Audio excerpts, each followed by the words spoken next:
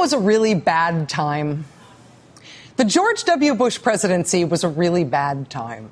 And not just if you were a liberal and you disagreed with George W. Bush, just if you were an American. The George W. Bush presidency, the Bush-Cheney years, were bad years for us as a country. The national unemployment rate went from a little over 4% when George W. Bush took office in 2001 to nearly 8% by the time that he left. We went from a budget surplus of more than $200 billion to a budget deficit of more than $1 trillion. After decades of U.S. household income climbing during the 1980s and the 1990s, household income fell off a cliff during the Bush years. After poverty declined in the 1980s and declined in the 1990s, in the Bush years, poverty went up. By the time George W. Bush left office, 6 million more Americans were added to the rolls of people who did not have health insurance in this country. Wall Street during the Bush years collapsed. The country was plunged into the worst depression since the Great Depression in the 1930s. The Bush-Cheney years were a disaster. They were also a series of embarrassments. Remember when they were going to put Harriet Miers on the Supreme Court? Remember when they were going to put Bernie Kerik in charge of Homeland Security? Remember that? Remember Bernie Kerik before he went to jail?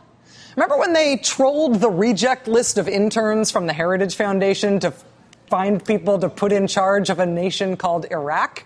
You, college student, the one who applied to be an intern. Are you against abortion?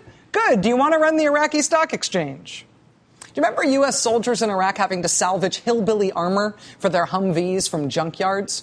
Do you remember when Cher, the celebrity Cher, had something called Operation Helmet because Bush and Cheney never got around to getting soldiers bulletproof helmets before they started the war? So Cher had to do it? Instead, seriously, it was Cher. She had to take care of that because the government didn't. In the Bush-Cheney years, America's approval rating among our allies dropped by 20 points, by 30 points, by 40 points. And those were the people that like us. You know, there was the start of two of the longest wars in American history, both of which were started by the Bush administration, one of which was started under false pretenses, and both of which were still raging when they left. There was the drowning of a great American city during Hurricane Katrina. Remember Mission Accomplished? Remember 9/11? Torture? Remember Armstrong Williams? Remember the presidential advisor who was caught shoplifting repeatedly from Target? Remember that guy? Do you remember the vice president of the United States shooting a guy in the face? There is a reason that George W. Bush left office in January 2009 with the lowest approval rating for an outgoing president since Gallup started asking that question back in the 1930s.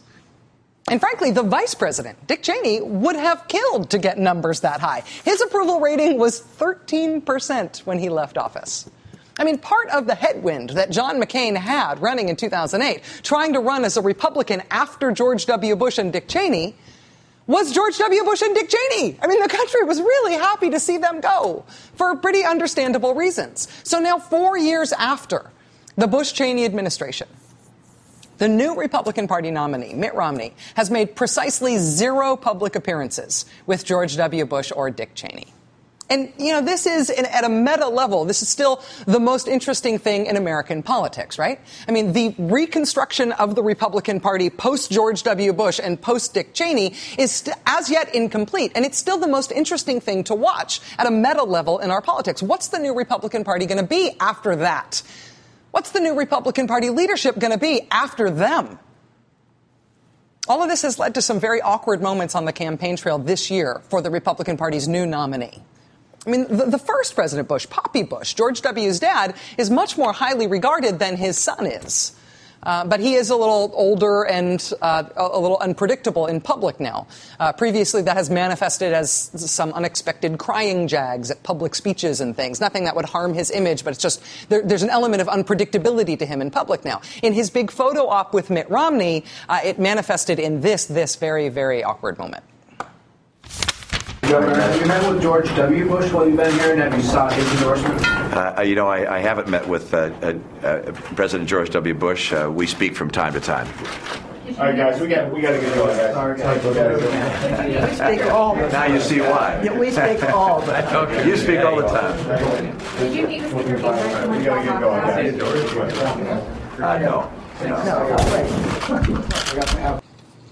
No. At that point, George W. Bush had not endorsed Mitt Romney, which maybe ideally would not be discussed in full of a room full of reporters. But 2 months after that very, very awkward moment with the more popular of the two President Bushes, the younger one, the less popular one, George W. Bush, did finally endorse Mitt Romney. And this is how it went. Quote, "I'm for Mitt Romney," Bush told ABC News this morning as the doors of an elevator closed on him. That was it. That was the George W. Bush Mitt Romney endorsement.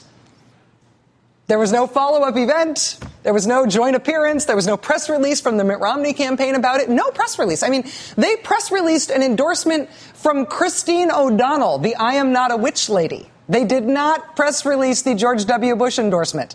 The endorsement from the immediate past president of the United States, which again was delivered from behind the closing doors of an elevator with no cameras around. So no, George W. Bush and Mitt Romney have not appeared together. They do not want Americans to look at Mitt Romney, Republican presidential nominee, and think about the Bush-Cheney years, for obvious reasons. But then, this spring, somebody at Camp Cheney apparently called up the Romney campaign folks and told them that Vice President Dick Cheney was going to do them the favor of doing a Romney fundraiser. Can you imagine the Romney folks getting that call? Oh, great. That's awesome. Super kind of you. Are you sure? The Romney campaign did not say no to the Cheneys' offer. It is really going to happen. It's going, in fact, to happen tomorrow. Foster Freeze is apparently going to be in attendance. Remember Rick Santorum's billionaire who said that women should use aspirin for contraception by holding it between their knees? He'll be there. Lots of people who you might describe as the Romney base are going to be there. People described in today's Washington Post story about this fundraiser as a beef company executive, as a president of a private equity firm with large oil investments, as a banker who is one of Dick Cheney's closest friends and fishing buddies, also Dick Cheney's oldest daughter, Liz, who would totally be my choice for Mitt Romney's vice presidential running mate, but that is a story for another day. I promise I'll explain. But the big attraction, of course, is Dick Cheney himself, who will be there in person at the Teton Pines Country Club, which is apparently lovely, and then hosting Mr. Romney afterwards at Mr. Cheney's multi-million-dollar fundraising dinner at his home. And if you think the wealthy donors complaining about there being no VIP entrance at Mr. Romney's Hamptons fundraisers this weekend was an awkward thing in the press, I need you to look at the acrobatic lengths to which the Romney campaign is trying to go right now to explain why Mitt Romney is doing a fundraiser with Dick Cheney tomorrow. You think the Hamptons thing was awkward? They're trying to explain now that Mitt Romney and Dick Cheney are doing a fundraiser tomorrow together, but Mitt Romney and Dick Cheney should otherwise never be thought of as at all having anything to do with each other. This is comical. I am a fan of the Washington Post as a newspaper of national regard, but they ought to be embarrassed for the news piece that they wrote on this subject today. Romney advisors fed to the Washington Post. And the Washington Post then dutifully wrote down what the Romney advisors said, which is that Romney and Cheney, quote, speak infrequently. And advisors said there is little evidence of Cheney's influence or that of Cheney's close associates on Romney's policies and politics. We swear they don't even recognize each other. They walk past each other on the street and it's like, I don't even know you. They don't even talk. From the Post, people who know both Romney and Cheney, who were talking to the Washington Post for I don't know what reason, said they have contrasting leadership styles. Where Cheney comes off at times as sharp-tongued, Romney often projects a sunny optimism. They're not quoting there. That's just the Washington Post. Really, Washington Post? Is that what the people who know Mitt Romney and Dick Cheney told you to say? Oh, but wait, there's more reporting here. Here's their Washington Post reporting. Where Cheney's beliefs and policies are rooted in conservative ideology, Romney's tend to be driven by analytical problem solving. This is crack Washington Post reporting. Emphasis on the word crack. Based on what they have been told by Romney sources. Trust us, he has nothing to do with Dick Cheney. Pay no attention to the fundraiser they're doing together tomorrow. My favorite is from a former Republican congressman named Vin Weber of Minnesota. He's a senior policy advisor to Mitt Romney. Mr. Weber insists with a straight face to the Washington Post, who dutifully wrote it down, quote, this does not look to me like Bush-Cheney redux. What evidence does Mr. Weber have that the Romney campaign is not a repeat of Cheney and Bush? Well, the same guy, Vin Weber, tells the Washington Post, at the broader advisory level, everybody who was around Cheney and Bush are around Romney. Oh, but wait, back to the talking points. Quote, I don't see a lot of overlap there. So they have nothing to do with each other. They're not even advised by the same people, except for all of the same people who are advising them. But aside from that, please pay no attention to any connection between these two people or any attention to this fundraiser tomorrow. The Washington Post even tries to do some of the awkward spinning themselves without just writing down directly what Romney advisors told them to say. This is particularly nice. This is in the Washington Post. It's not a quote. This is the Washington Post explaining to you, the reader, while there's definitely no connection between the horrible Bush-Cheney years and this sunny, optimistic Romney guy. The Washington Post says many Cheney allies who shaped policy in the Bush years have no roles in the Romney campaign. They specifically highlight Condoleezza Rice and Stephen Hadley, who were both national security advisors to Bush and Cheney. They have no roles in the Romney campaign. Although the Post then has to note Stephen Hadley did endorse Mitt Romney in April, and Condoleezza Rice has been speaking at Mitt Romney donor retreats, which we were going to call them having no role for some reason. Also, it should be noted that many political operatives or lower-ranking policy officials from the George W. Bush administration are deeply enmeshed in the Romney campaign, including the Romney campaign's senior advisor, foreign policy advisor, economic policy advisors, and the chief strategists who are running the whole campaign. But other than that, be assured by an advisor to Mitt Romney that Mitt Romney is definitely his own man. He brings his own approach. There's no reason to say the words Dick and Cheney when you were talking about what Mitt Romney is doing tomorrow in Wyoming at some old guy's house. Old guy just had a heart transplant. Isn't Obamacare awful?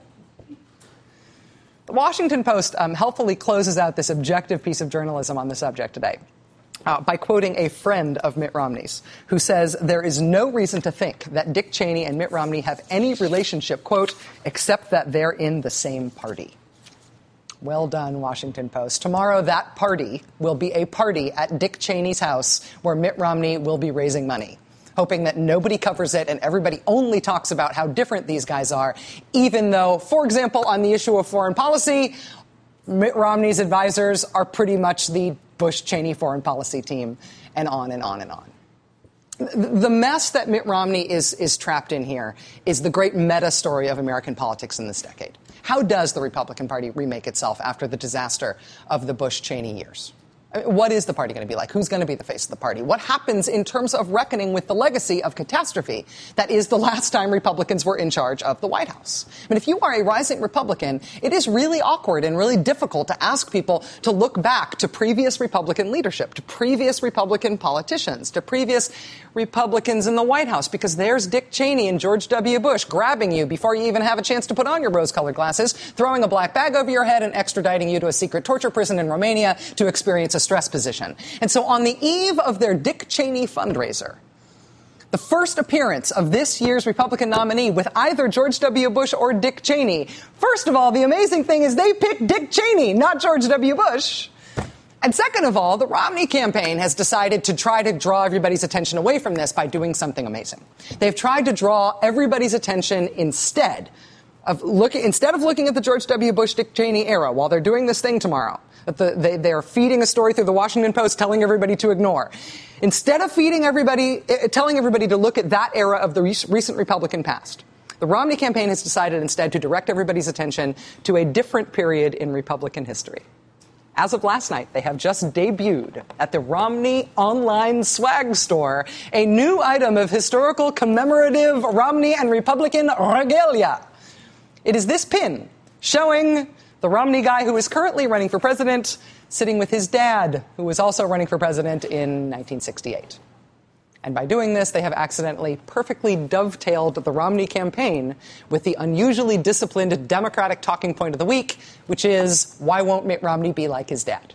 Why won't Mitt Romney release his tax returns like his father did when he ran? Hey, everybody, look at Romney's dad's run for president. He was comparatively responsible and decent. What's wrong with that guy's son? Why won't he be like his dad? That's the Democratic Party talking point of the week, which the Romney campaign has just stepped on like a rake by putting out these Mitt and his dad buttons this week. Somebody was smart to try to advise the Romney campaign to try to distract from the whole Bush-Cheney look back with this fundraiser tomorrow, but the way they did it is probably not the way they should have done it.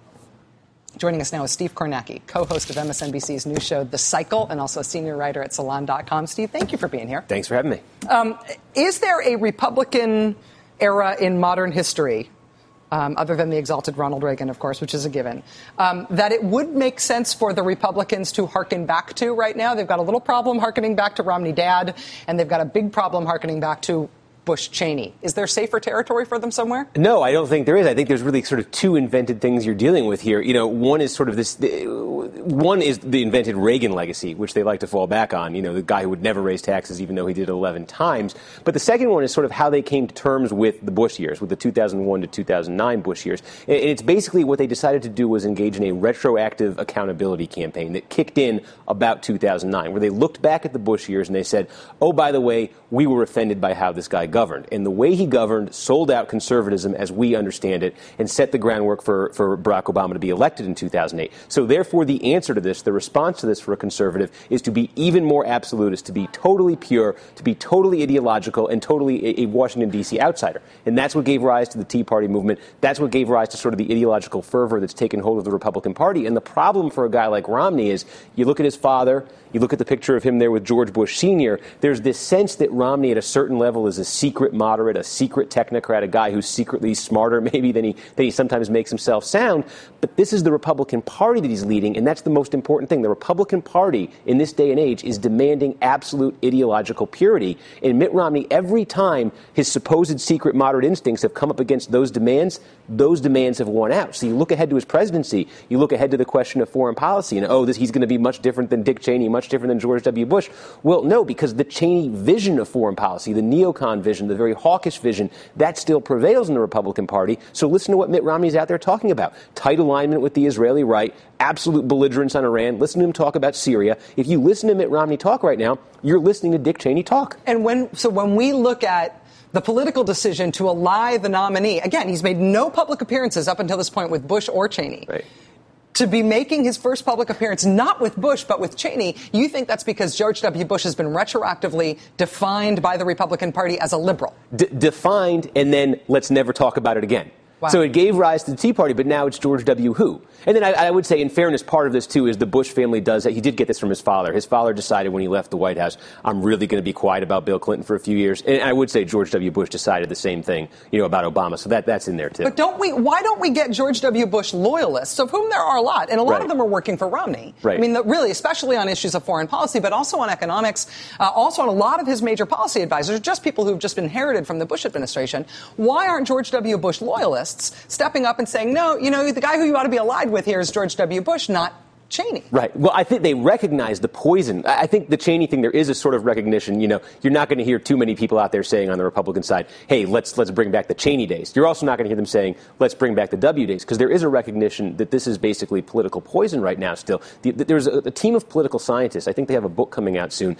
that looked at presidential approval ratings for the last 60 years, and they tied it to, sort of economic conditions in the country. And they found that for the first 3 years of his presidency, and it probably extends into this year too, Obama's numbers have consistently been much higher than they should be, just given the economy. Given the economy right now, he should be probably in the low 40s. What they suggested that is a result of is that people remember the Bush years. Wow. The memory is so strong, the association is so strong with what happened in 2008 and the meltdown, that Obama's getting a benefit of the doubt that really no president in 60 years has gotten. So I think Republicans do at a certain level understand that, and it's why you don't hear them talking about Bush. And yeah, there'll be this Cheney event tomorrow, but I don't think there's going to be Dick Cheney night at the convention this summer. So how does the Romney campaign handle the Cheney overture? Right, and I cannot say definitively that the offer for the fundraiser came from Cheney and not from the Romney campaign, I should say.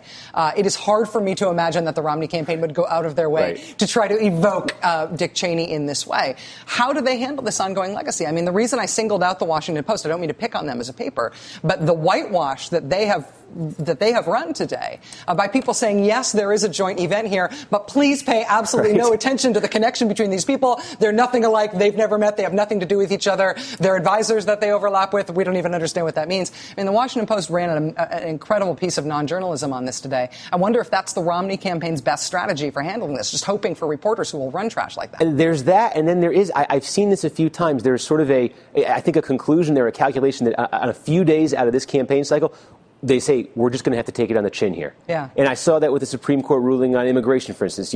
When Romney was sort of telegraphing that he was going to move to the middle on immigration earlier this year, eventually he was going to endorse this Marco Rubio version of the DREAM Act. Oh, yeah. And Obama kind of stole his thunder. He had no way to get back to the middle, and there was just sort of a decision there. Okay, I can't mimic Obama. I can't turn on my base right now, so I got to just sit here and take it on the chin. And I think it's the same. You got to do this fundraiser. I agree with you. I don't know, but I would guess this was an overture from the Cheney side. You got to do it because you can't insult his loyalists in the party, but you want to downplay it as much as you can, and you don't want to do it after tomorrow. Right. So send something over to the Washington Post, hope they run it without changes, and hope for the best. Yep. Steve Kornacki, host of The Cycle, now Dayside on MSNBC. Steve, it's great to have you here. Sure, thanks. Thank you. All right. You remember yesterday when I said there was going to be a big, important decision out of Mississippi today? That happened today. We had a producer there when it happened. We got the details next.